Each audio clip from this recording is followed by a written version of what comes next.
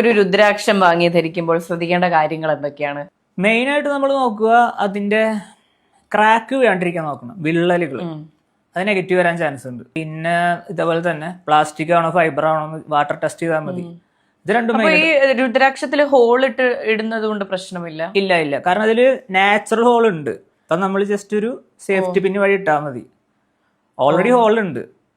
അപ്പൊ നമ്മൾ ജസ്റ്റ് ഒരു മാല, ഒരു ചെറിയൊരു ത്രെഡ് കോർത്താൽ മതി.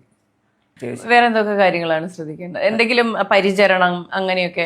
പരിചരണം ഉണ്ട്. ഫസ്റ്റ് ഓഫ് ഓൾ നമ്മൾ നാൽപ്പാമര വെള്ളത്തിലിട്ട് കഴുകി വൃത്തിയാക്കി ഉണക്കി ഏതെങ്കിലും നല്ല എണ്ണയിലോ കടുകെണ്ണയിലോ ഇട്ട് പോളിഷ് ചെയ്ത് വെച്ചാൽ കുറച്ചും കൂടി സ്ട്രോങ് ആയിട്ട് നിൽക്കും രുദ്രാക്ഷം.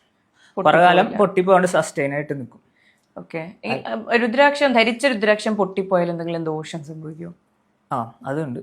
കാരണം നമ്മൾ ധരിച്ച രുദ്രാക്ഷം ഒരാൾക്ക് കൈമാറാൻ പാടില്ല. പിന്നെ ക്രാക്ക് വീഴുകയോ പൊട്ടുകയോ ചെയ്യണമെങ്കിൽ അത് മാറ്റണം അപ്പോൾ തന്നെ, അല്ലെങ്കിൽ നെഗറ്റീവ് എനർജി അതിൽ അബ്സോർബ് ആവും. ഒരാൾ ധരിച്ചത് മറ്റൊരാൾ ധരിക്കാൻ പാടില്ല, കൊടുക്കാൻ പാടില്ല. സപ്പോസ് നമുക്ക് എന്തെങ്കിലും നെഗറ്റീവ് തോന്നി അല്ലെങ്കിൽ പൊട്ടിപ്പോയി ചെയ്യണമെങ്കിൽ തൊട്ടടുത്തൊരു പുഴയിൽ കൊണ്ടുപോയി ഒഴുക്കി കളഞ്ഞാൽ മതി. അതാണ് കുറച്ചും കൂടി പണ്ടുകാലം മുതലേ എല്ലാവരും ഫോളോ ചെയ്യുന്നത്. ഇതിന് സയന്റിഫിക് ബേസ് ഉണ്ടോ ഈ പറയുന്നത്? സയന്റിഫിക് ഉണ്ട്. കാരണം ഇത് അതിൽ ഇലക്ട്രോ മാഗ്നറ്റിക് വേവ്സ് പാസ് ചെയ്യുന്നുണ്ട്. സോ നമുക്കിപ്പോ ടി വിന്ന് വരുന്ന റേസ് അതൊക്കെ ഇത് ഒബ്ജക്റ്റ് തട്ടി തിരിച്ചു പോകും. സോ അത് കുറച്ചും കൂടി എലിയോസ് കാർപ്പസിന്റെ ഒരു ഓറ അതിലുണ്ട് രുദ്രാക്ഷത്തിൽ.